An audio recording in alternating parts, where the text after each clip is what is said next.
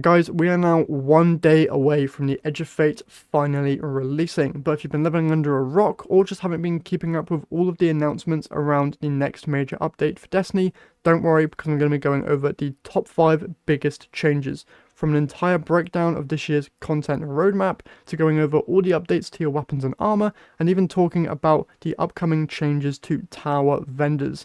So let's not waste any more of your time and just talk first about the content roadmap for this upcoming year. So you've probably seen this image floating around, but let's just break down everything here.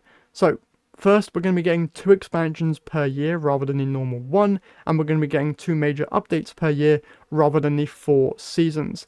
One thing to note is that these major updates are going to be completely free, so you don't need to purchase them like you have done with past seasons, and your expansions are going to be slightly smaller compared to the one large expansion that we got every past year. But to break down the actual roadmap itself, on July 15th we're of course getting the Edge of Fate, followed on the 9th of September by the major update of Ash and Iron. Then on the 2nd of December we're going to be getting Renegades, followed on March 3rd of 2026 by the second major update in the form of Shadow and Order. Now in terms of these expansions, you can expect the normal stuff in terms of new stories, locations, missions, weapons, gear, and stuff like that. For major updates, you're going to be getting new and reprised activities, new sandbox metas, events, new modifiers and challenges, as well as new gear and artifact mods. Now, in terms of raids and dungeons, we're going to be getting 1 raid with Edge of Fate and 1 dungeon with Renegades. So we're losing a dungeon and a raid per year, but they have said that with the first major update, they're going to be adding a thing called an epic raid, which is going to be actually adding stuff onto the raid that was just newly added. So in past articles, they have stated that this could include brand new loot as well as brand new encounters, but in most recent articles, they have been quite cagey with the information around an epic raid. So that stuff might have changed, we don't know quite yet. We might need to wait and see to learn official information on that.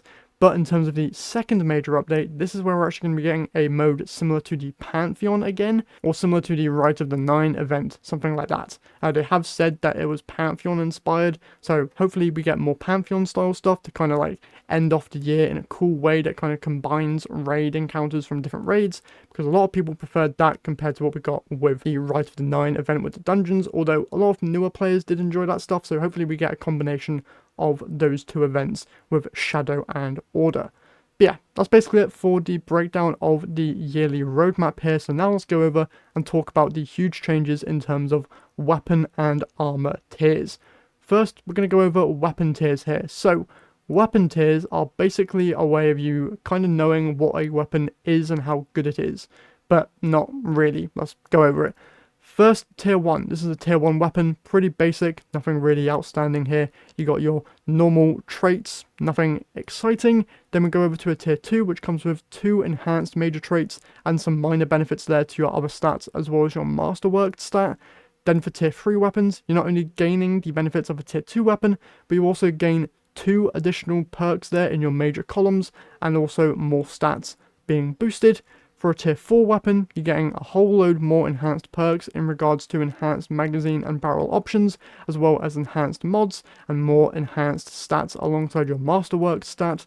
And then for a tier 5 weapon, you are literally getting everything masterworked, from your origin trait to your magazine to your barrel to your mods. Now, one thing I really need to shout out here is that just because a weapon is tier 5 does not mean that it's good. Because if you're looking at the actual perks of this Giver's Blessing in particular, this is definitely not a God Roll weapon.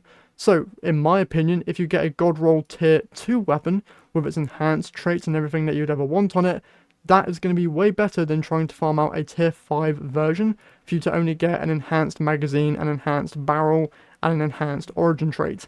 Now, depending on the origin trait, this might change, because if an origin trait is really, really good, then that would make the tier 5 worth it. But in my opinion, just getting the God Roll weapon is going to be way more important than getting a tier 5 God Roll, unless you just have a load of spare time and are willing to grind out the hardest activities in the game to then get that flex to say that you have a tier 5 God Roll. But this is now where my opinion changes in regards to tier 5 armor, because tier 5 armor is just going to come out with flat out more stats compared to lower tier versions. As you can see here, tier 5 armor is going to come out with a 90 maximum stat value when masterworked, and a tier 1 armor piece is going to come out maximum 72 stats when masterworked. And tier 5 armor is also going to come with an extra mod energy slot, as well as the random attuned stat. So you're just going to get more stats generally, which is very, very good, alongside the other benefits of the armor set changes in regards to armor set bonuses, as well as armor archetypes. So let's go over that quickly here as well. Armor archetypes basically allow you to easily see what stats are focused on the particular armor set. So you've got the archetypes currently of Paragon, Grenadier, Specialist, Brawler, and Bulwark, as well as Gunner. These basically indicate what stats are focused on those particular armor pieces. So for Paragon, you have Super as your primary stat and Melee as your secondary stat. That's basically just a thing they're adding to identify easily what stats are focused on your specific armor pieces, and it might also be a way of you focusing different armor pieces. So you might say that I want to focus Paragon armor or Bulwark armor, stuff like that. And then alongside this, we are of course getting armor set bonuses for a 2-piece and 4-piece set bonus that can be found on every new piece of armor that will be coming with its own unique set bonuses. Now, with all of that out of the way, let's go and talk about the stat changes coming with armor as well. So for the last, I don't know how many years, we've had mobility, resilience, recovery, strength, discipline, and intellect. But now, all of these stats are changing 1-to-1. So mobility is now going to be weapons, resilience is now going to be health, recovery is now going to be class, strength is now going to be melee, discipline is now going to be grenade, and intellect is now going to be super. Now for strength, discipline, and intellect, melee, grenade, and super, basically the exact same stats. Nothing is really changing there all too much. But in terms of mobility, resilience, and recovery, those stats are now just being fully baked into your actual character, and weapons, health, and class are now just fully replacing them. So for health, this is now going to be granting you health whenever you pick up noble power, as well as flinch resistance. But then if you go higher into that stat, you're also going to be gaining shield recharges faster, and it'll take like 50% less time to fully charge. So just nice benefits there to your overall health. For your weapons stat, this is going to be basically just buffing your weapons generally. So you're going to be getting enhanced weapon reload and handling speeds, as well as improved damage versus minor and major combatants from tier 1 to 100. But then once you get to above 100, you're also going to be getting a chance for ammo bricks to produce more ammo than normal, and you're also going to be getting enhanced damage versus boss combatants and guardians. And then for the class stat, this is just focused around your specific class ability, which is going to be just increasing its general regeneration time, and you're also going to be getting an overshield whenever you use it if you get to above 100 stat points. Now, a lot of people right now are farming out mobility and intellect armor so that they can get new armor in Edge of Fate that comes with weapons and super, because getting higher stat versions of those stats is going to be very, very potent just for overall damage, because weapons, high stat is going to be increasing your weapon damage, and that high super stat is going to be increasing your actual super damage up to 45%, which is very, very strong. But moving away from stats now, let's go over and talk about the updates to certain tower vendors. So the main change here is that pretty much every vendor is losing its reputation reward track, and all those rewards are now just going to be baked into the game in terms of completing activities and stuff like that. Xur seems to be getting the hugest amount of changes, with him actually being able to give you more rewards. So he's now going to be selling like different armor pieces from different expansions. He's going to be selling exotic class items still. He's going to be selling legendary weapons from past expansions. He's going to be having a whole load of different items for purchase. So we're going to probably do a separate video going over all of Xur's changes once we're actually in the game and can see his inventory fully. But here's just a word breakdown of everything. Same thing for Ada. She's also going to have the addition of these little tokens that you're going to be getting.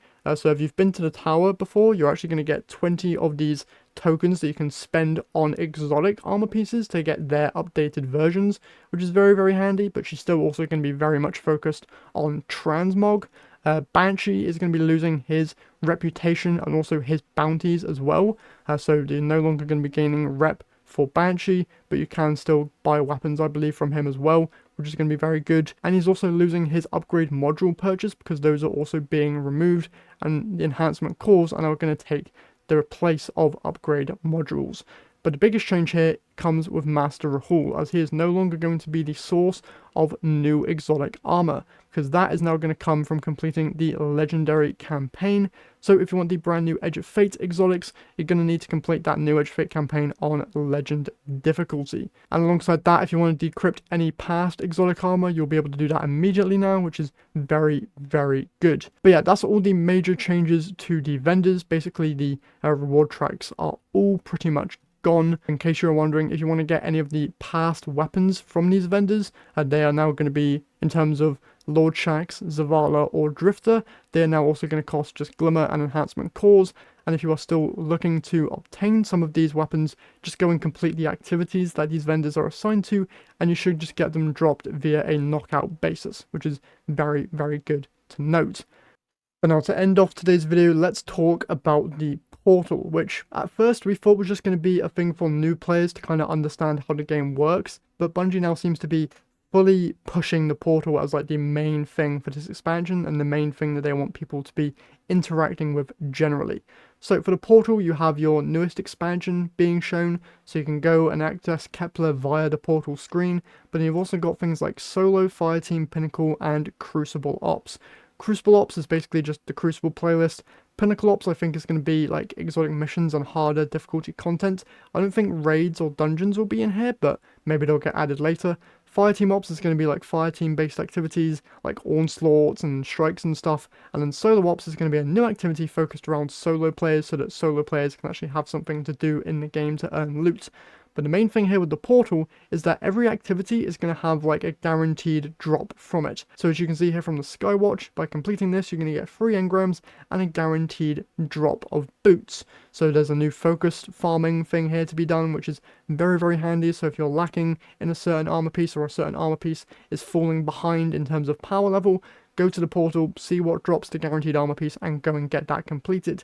Now, another thing you can do is actually change the difficulty of the activities within the portal. So by making stuff more harder, you're going to be getting higher tier loot, which is going to be very, very good for those wanting to get those tier 5 drops. They've also added a brand new difficulty option above Grandmaster called Ultimate. So if you're a hardcore player, you're definitely going to want to getting that unlocked ASAP to then get the highest tier of loot. But in the screen, you'll be able to actually just add modifiers, remove modifiers, make stuff easier, make stuff harder, depending on what you want to do and what rewards you want to earn, which is very, very good. But one thing to note is that you do not need to interact with this system at all. If you want to just go into the base default difficulty of the activities, you can do that as well, and there's also going to be matchmaking for those as well, which is very, very good. And that is pretty much everything in terms of stuff that you need to know ahead of the expansion's launch. Now, it does come out tomorrow. Probably not going to have a video out tomorrow because it does come out late here in the UK, and there's no point in me getting a video out in the morning because no one's going to watch it. You're all going to be wanting to see what's new with the expansion. But as soon as I am done with the campaign, I'll be making so many videos in the next couple of days. So be sure to be subscribed to the channel and have that notification bell on so you do not miss any of the new content, be it exotic guides, new player guides, any type of guide or breakdown. Everything I'm going to be making, so make sure you stick around for that. And with that all said, that's it for me here today. So once again, I hope you guys have enjoyed, and I'll see you all in the next one.